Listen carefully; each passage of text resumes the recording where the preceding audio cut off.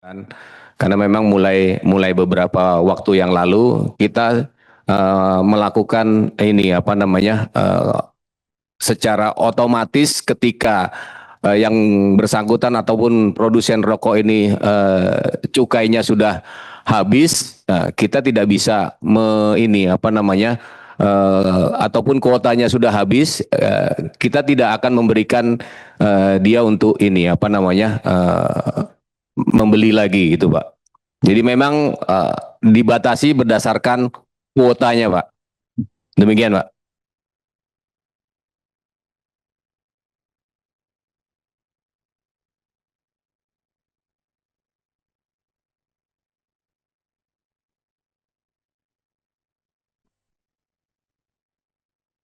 Kemudian untuk dari fraksi VKS atau PKS yang menanyakan jastip dan rokok ilegal masih marak. Kami ingin tahu bagaimana bea cukai mempersempit celah kebocoran. Sebagaimana kita ketahui bahwa Undang-Undang Kepabeanan salah satunya adalah fungsi bea keluar adalah untuk menjaga pemenuhan kebutuhan komoditi di dalam negeri. Selain pengenaan bea keluar, ekspor sawit yang dikendalikan dengan pemberlakuan persetujuan ekspor dari Kementerian Perdagangan juga mendapatkan persetujuan dari ekspor dari Kementerian Perdagangan. Ini artinya bahwa untuk menjaga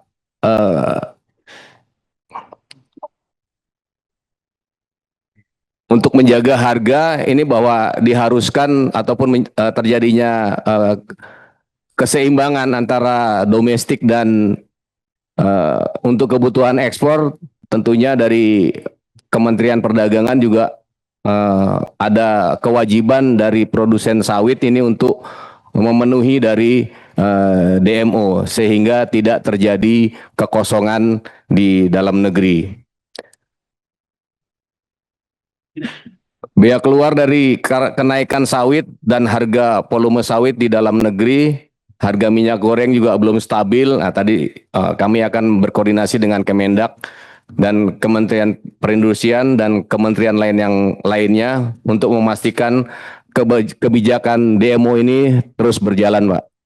Jadi tidak apa namanya harus terus kita koordinasikan secara terus menerus karena kebutuhan domestik juga dengan harganya sawit yang tinggi, kita juga nggak akan ngelos untuk ini apa namanya kebijakan ekspor seperti beberapa waktu yang lalu dengan ditemukannya turunan sawit yang tidak sesuai dengan yang dilaporkan, itu juga sedang masih kita dalami ataupun kita tentukan bagaimana sebenarnya yang harus diinikan, apakah itu tidak dikenakan bea keluar atau dikenakan bea keluar, karena turunan sawit itu banyak, Pak. Hampir 120 lebih mulai dari CPO ke bawahnya, sehingga memang harus disederhanakan tata kelolanya sehingga tidak asal kita juga memberikan nol bea keluar itu, Pak.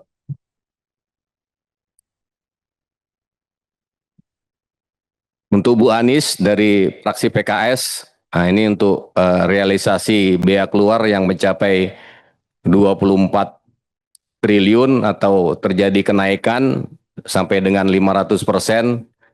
Nah, ini bahwa target APBN tahun 2025 yang dirumuskan sejak Maret itu di adanya harga CPO yang bergerak dari rentang 780 US dollar sampai dengan 830 US dollar per ton pada kuartal 3 terjadi penaikan yang luar biasa, sehingga ini tentunya berpengaruh pada hasil bea keluar yang didapat oleh ini apa namanya oleh negara.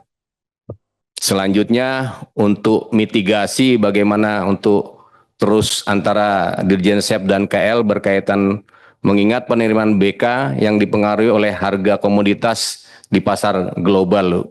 Jadi makin ketika terjadi penurunan, kita juga harus mengantisipasi bagaimana langkah-langkah berikutnya.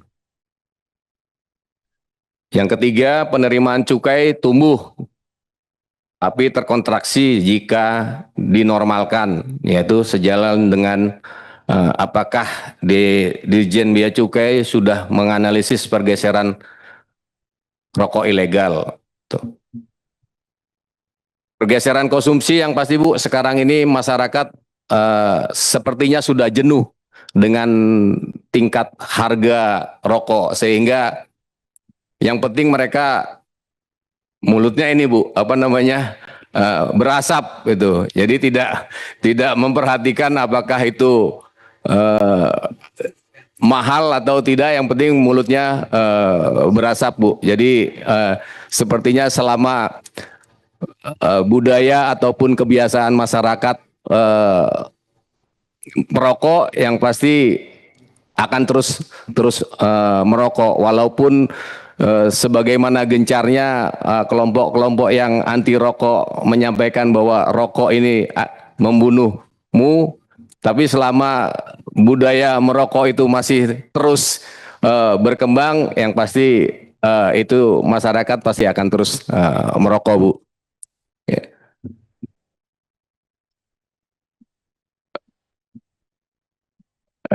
Berikutnya adalah yang berkaitan dengan kebijakan CHT, nampaknya belum efektif menekan produksi rokok. Seperti tadi itu Bu. Jadi walaupun kelompok-kelompok anti rokok ini apa namanya mengencarkan kampanye, tapi masyarakat masih suka ngerokok, itu pasti akan terus berjalan Bu.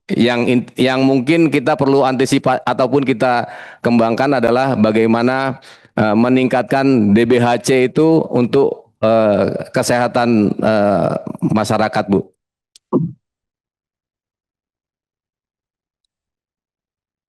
Untuk fasilitas kendaraan listrik, ya, kebijakan insentif pada kendaraan bermotor listrik ini tentunya adalah merupakan kewenangan dari BKPM Bu, Badan Koordinasi Penanaman Modal Bu. Ya, jadi ketika Menteri BKPM menentukan itu diberikan insentif, ya Bea Cukai hanya menjalankan saja itu.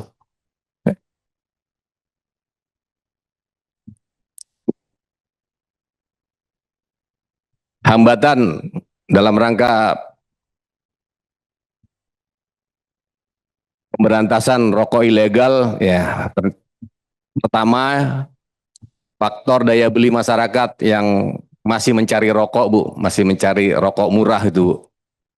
Ya. Kecenderungan perokok merupakan masyarakat kelas bawah ini.